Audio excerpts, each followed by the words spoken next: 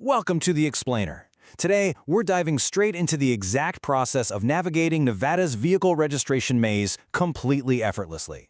We're tackling a topic that literally trips up thousands of new residents and car buyers every single year.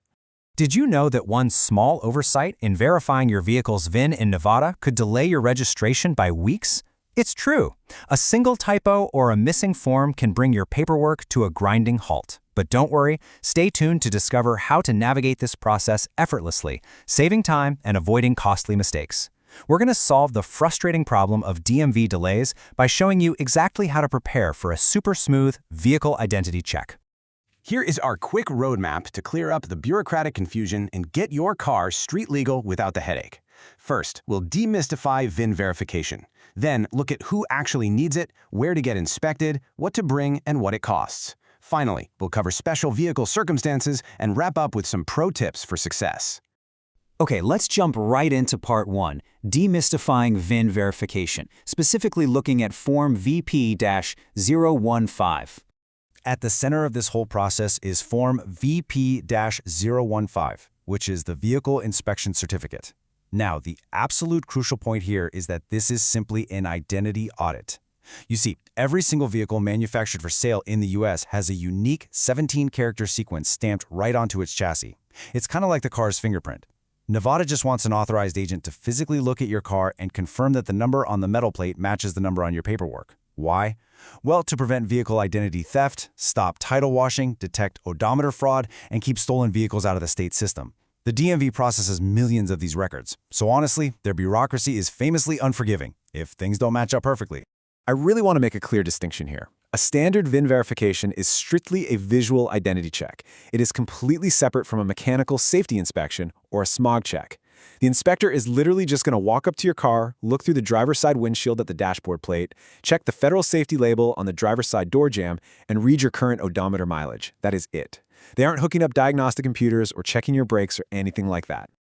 Moving on to Section 2, who actually needs it? Let's look at the regulatory triggers for Form VP-015. Basically, if your vehicle doesn't already have an active footprint in the Nevada DMV database, this physical verification is legally triggered.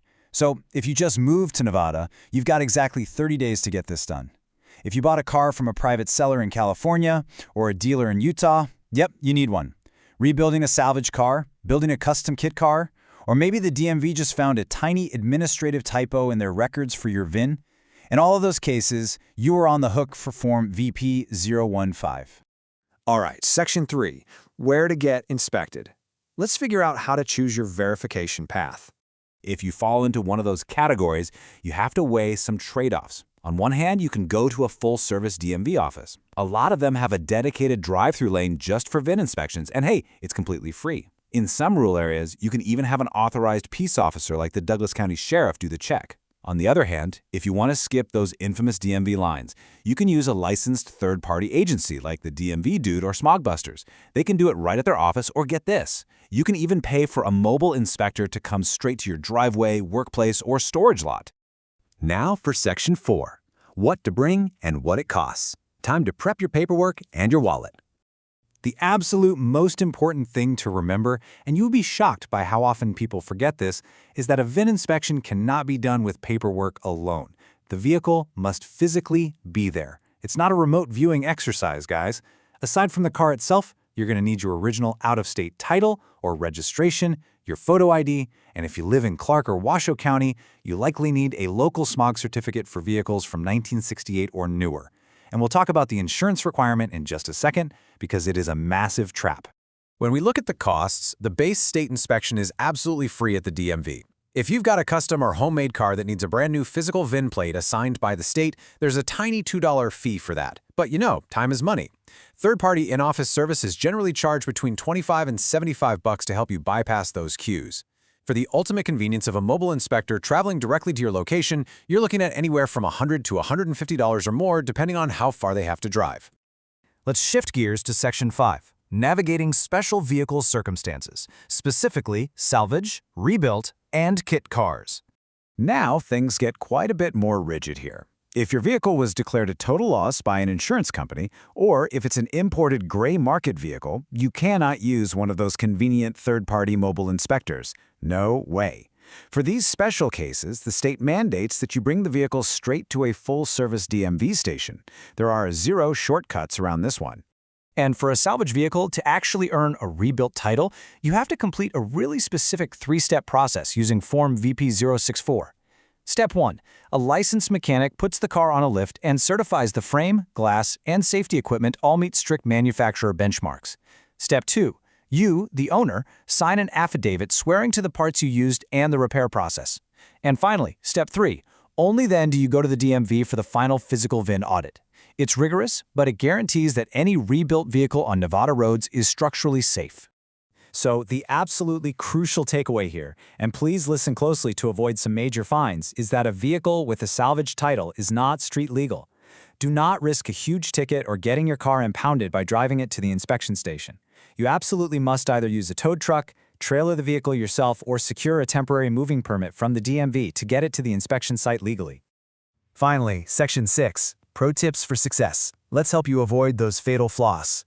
First up, insurance. A lot of newcomers think, oh, my current out-of-state insurance policy is totally fine.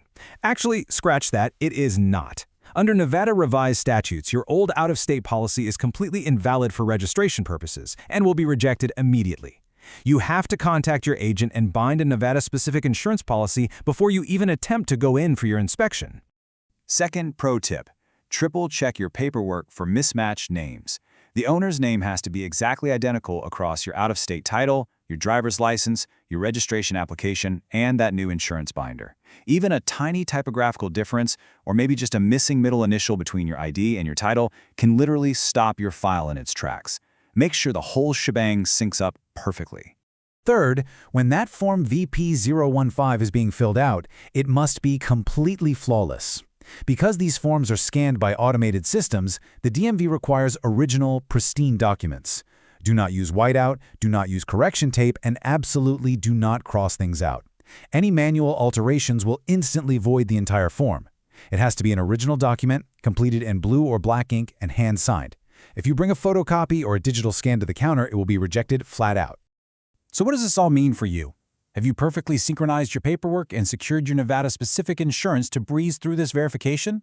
If you double-check your documents and follow this roadmap, you will save yourself hours of frustration and avoid those costly DMV delays. Before we sign off, a quick disclaimer. Regulations and procedures can and do change, so you should always verify the latest requirements with your local DMV or a legal expert. Thanks for joining me for this explainer, and good luck getting your vehicle safely and legally on the road. But it makes you wonder, if a single typo on a VIN check can cause this much chaos, what hidden traps are waiting for you when it's time to transfer your actual driver's license?